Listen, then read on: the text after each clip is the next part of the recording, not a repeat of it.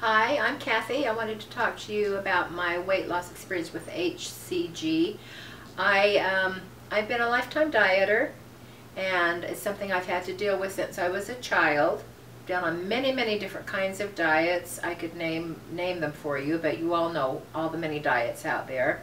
And I had actually lost about 50 pounds and was gaining some of the weight back about 2 years ago.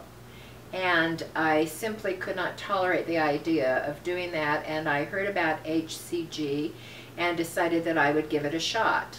You have to be a disciplined person to do HCG because you eat very little, and I did have a lot of energy, but I ate lots of apples, lots of cabbage, and lots of tilapia fish, and there's not much variety.